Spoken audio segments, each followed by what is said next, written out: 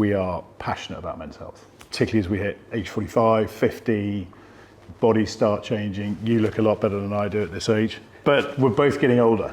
We want to break the taboo about prostate health. So data from Prostate Cancer UK says that in the UK alone, more than 52,000 men will be diagnosed with prostate cancer every year. 1 in 8 men in their lifetime will receive a prostate cancer diagnosis.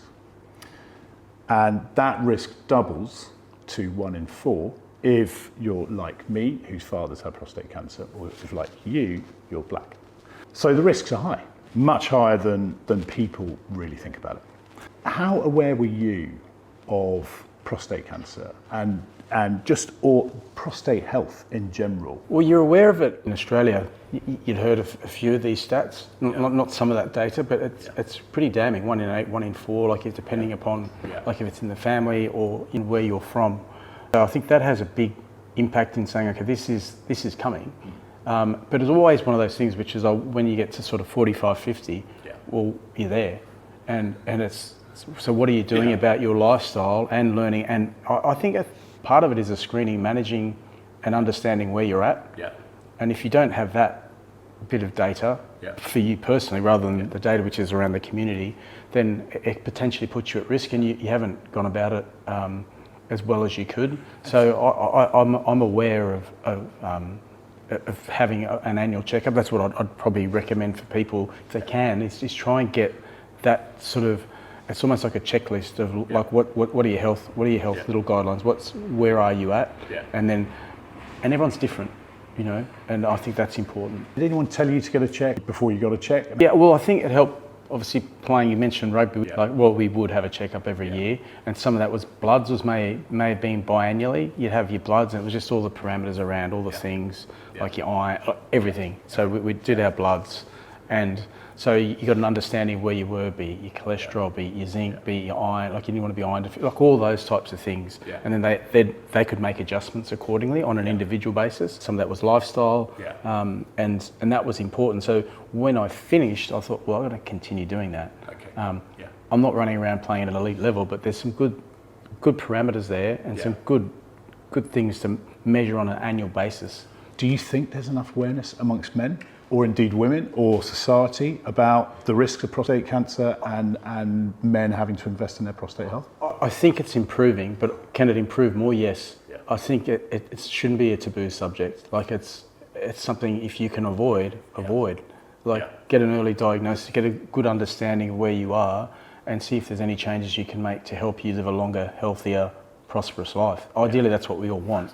So we don't want to be diagnosed all of a sudden and say, oh gosh, I could have potentially prevented this or reduced the risk of obtaining this condition if I was a bit more proactive. Until my father got diagnosed, I actually didn't know what the prostate was.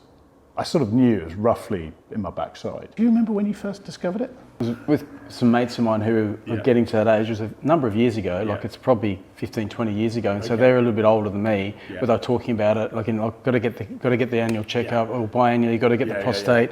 And it was like... So it's just men's chat. It's just chat amongst men that you start learning about it. And then so it's going to be coming your way, George. So the prostate is a small gland just below the bladder and in front of the rectum in men.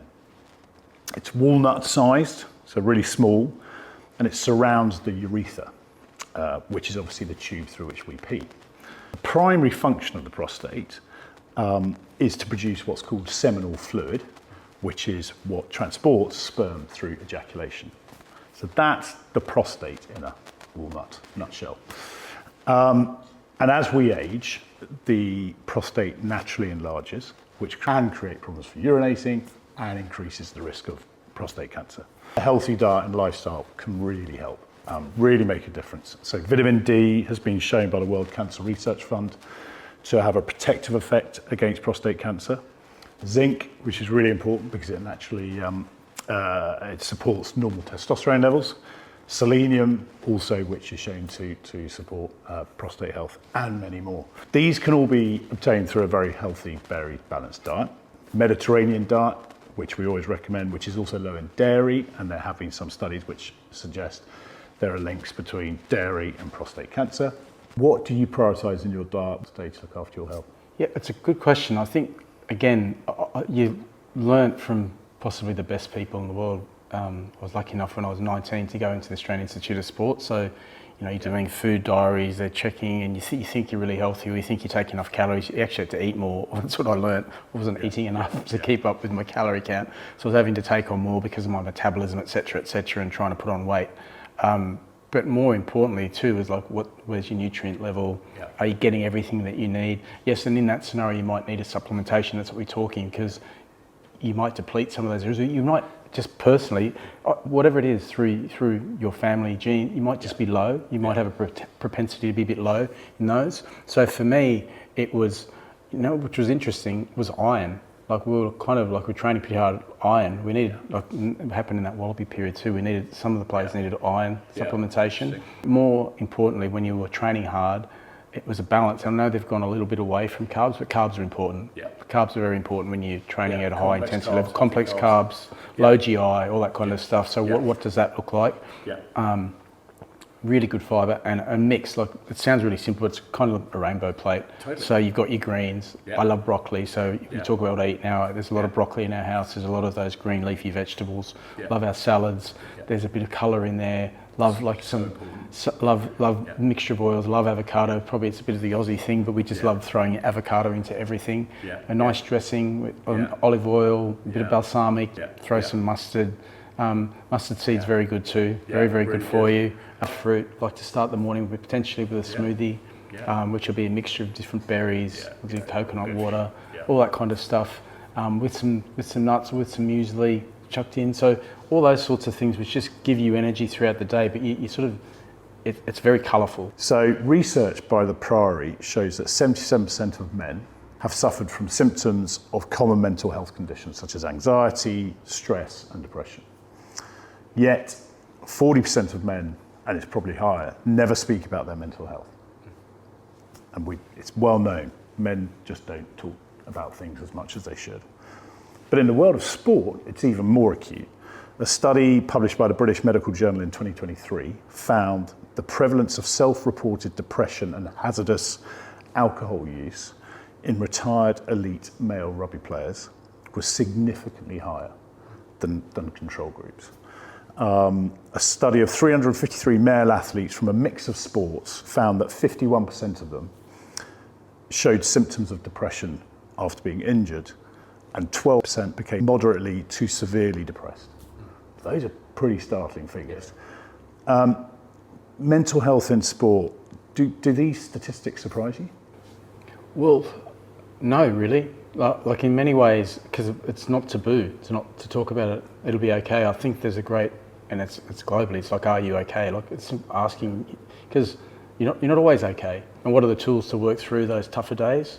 And it's asking for help, having your communication with your friend, and particularly guys, it's like, are you okay? It can be a text. It's like, do you want to catch up? Like, what's happening?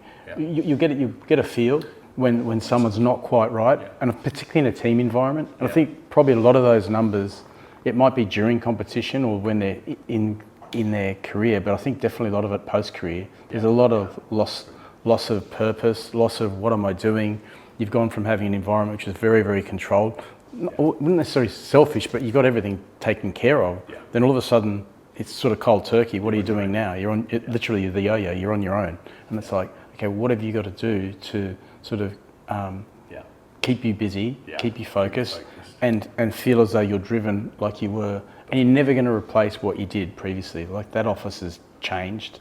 Like Twickenham's not your office anymore, or like you've got to get your head around all that. I'm using this as a rugby perspective, but it's relevant to all different sports people because of that. It's higher, so that's important. And I think that sense of purpose, that sense of, I guess, identity gets lost a little bit if they've put everything in around their identity around being a sports person. Do you think there's been enough done to support now? I think now they've probably gone through academy programs, and so they've had kind of a professional environment. So that understanding of, well, it's going to finish. What are you doing whilst you're playing during this period, and the people you'll meet to help you when it does finish? So they've thought about it. They've thought about it. You have to. It's part of your responsibility, I think, as a player, and I guess the environment and the organisations is to prepare them for that moment. You want to play, you want to concentrate on your rugby and do all those things, but you've also got to prepare for eventually when that does finish, because it happens, it's going to finish. It's going to finish. Have you noticed any particular changes in your body in the last, since you've sort of hit the 50 mark? Yeah, well, yeah, your metabolism changes. I've got a fast metabolism, so I've always, it slows down. Yeah. And then if your metabolism's a bit slower, as it does as you get older, then it's hard to lose the weight. So what are you doing? And I'm a big believer in mobility, it's activation in the morning, and it helps, because I think the big thing I've noticed is I don't lift anymore. I don't like lifting dumbbells or anything. Yeah. I do a lot of stuff with body weight. I love doing Pilates and I love doing a bit of yoga. Obviously it helps having a fitness business, which I'm involved with. So there's a lot of those toys. So resistance bands, we've got a thing called an aqua core. So it challenges your balance and it's a bit of fun. Yeah. But it's also mobility.